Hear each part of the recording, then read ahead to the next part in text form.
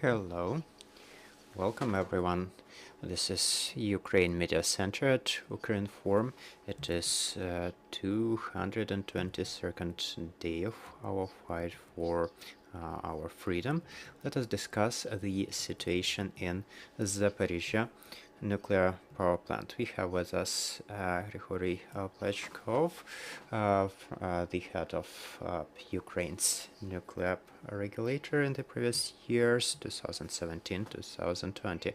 So, can you please comment about the situation? We know that the CEO has lost his position. Yes, he has been abducted, and this can only be perceived as an act of nuclear terrorism. This is the highest licensed official at Zaporizhzhia NPP, the person whose decisions defined the main issues about the nuclear and radiation security. So that's the key person managing this complex and dangerous infrastructure as nuclear power plant.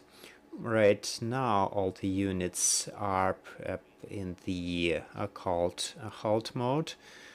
The energy supply to Zaporizhzhia NPP has been restored, but the occupation is still going on. We hear about the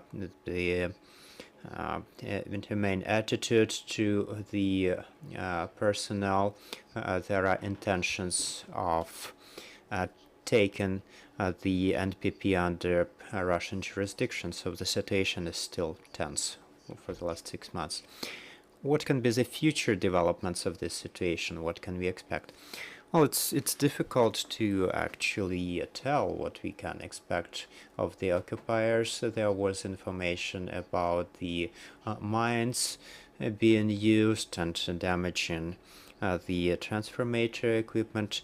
We cannot know what the occupiers intend to do, and we see that the Russian Federation is still intending to take over Zaporizhzhia NPP under their jurisdiction, or making sure that it produces electricity for the Crimea or the united power grid of the Russian Federation. What about the visit of Mr. Grossi? What are the expectations? Well, he is going to try to expand his mission from 2 to 3 representatives or more. He's intending to establish a demilitarized zone around Zaporizhzhia NPP. In my opinion, that's the only opportunity to prevent the catastrophe on the NPP. Indeed, the NPP needs to be deoccupied and demilitarized. That's the only solution. We know that units 1 and 2 were damaged, and also they are mistreating the staff. The electricity is available now, but it can disappear tomorrow. So the main task is to make sure that Zaporizhzhia NPP is safe for the world and Ukraine. What are the additional security measures that need to be taken in other NPPs as well? Coming back to Mr. Grossi's visit, indeed, there can be some permanent missions established to our NPPs, including Chernobyl NPP, which also houses lots of nuclear material. And also we need to apply pressure on all the international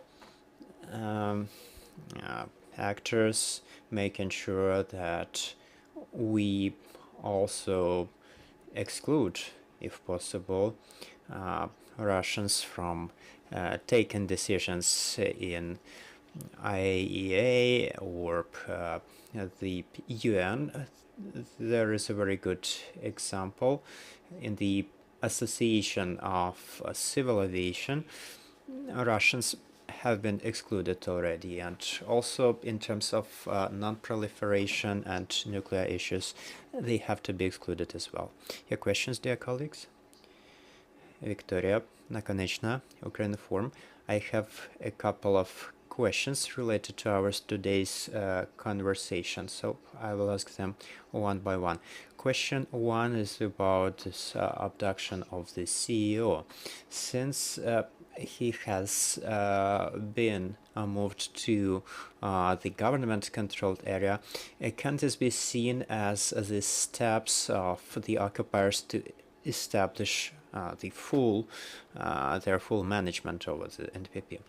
Well, after the annexation of the region, we know that the Russians have installed on many infrastructural enterprises their own management, making sure that people start working for their newly established enterprises, working for the non-government controlled territory. So since Mr. Murashov is in the government controlled territory, we need to wait for his comments, because it's difficult for me to answer for him, but such an option is also considered in the expert environment.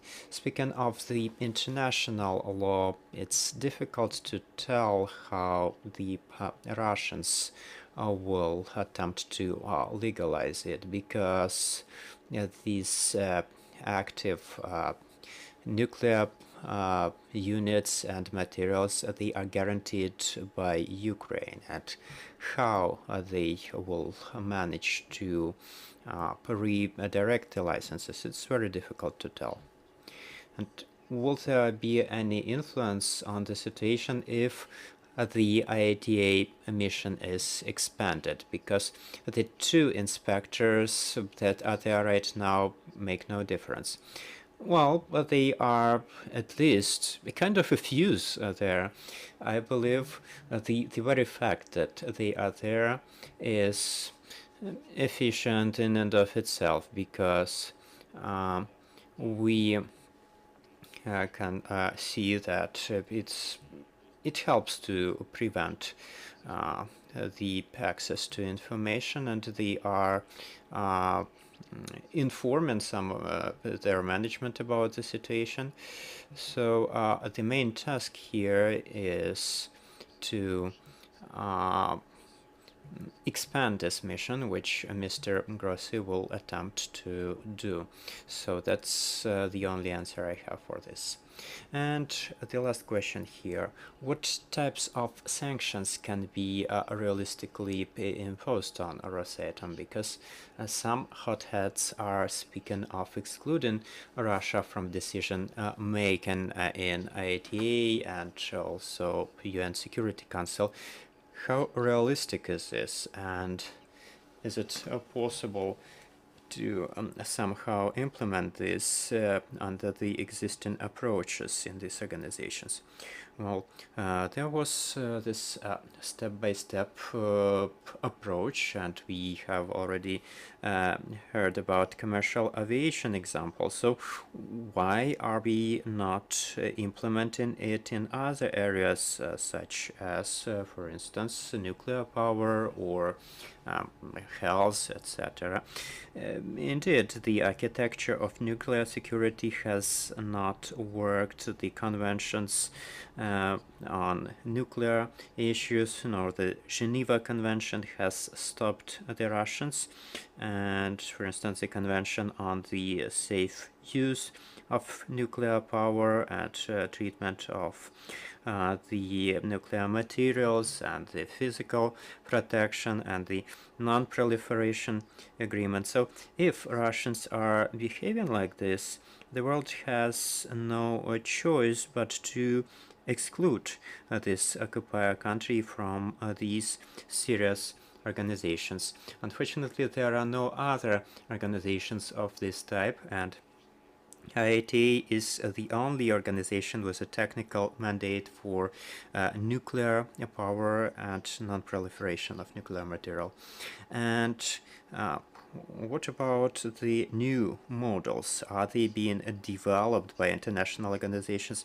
If we see that the current configurations don't work, well, that there is a statement from 50 countries which was developed during the General Assembly of IATA. There is also the statement of the Polish government, also through the IATA, to exclude Russians, but our government has also has to be taken part, because for some reason our regulators are not heard on the international arena to such an extent as, for instance, the Polish delegation. So I believe that the Cabinet of Ministers, the Office of the President, and also the Ministry of Foreign Affairs need to apply pressure on the aggressor country. There is no other solution but the demilitarization and deoccupation of Zaporizhzhia NPP.